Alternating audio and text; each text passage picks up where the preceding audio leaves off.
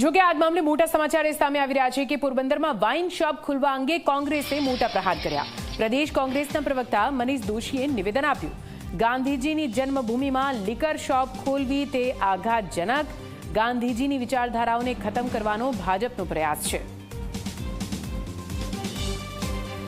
તો આપને જણાવી દઈએ, ગાંધીના ગુજરાતમાં જ્યાં દારૂબંધી છે, ડ્રાય સ્ટેટ કહેવામાં આવે છે, અને ગાંધીજીના પોરબંદરમાં જ લિકર શોપ ખોલવાની વાતને લઈને કોંગ્રેસ હવે આક્રમક છે। કોંગ્રેસે પ્રહાર કર્યા અને કહ્યું કે આ વાત જ આઘાતજનક છે।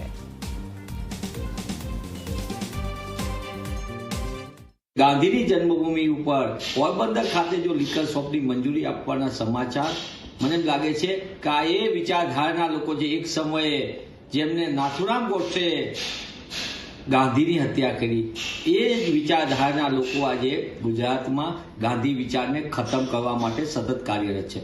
હું ગુજરાતના તમામ લોકોને વિનંતી કરવા માંગુ છું, આ પક્ષાપક્ષીથી ઉપર જાઓ। ગાંધી સરદારનું ગુજરાત એની ઓળખ વિશ્વ આખામાં છે।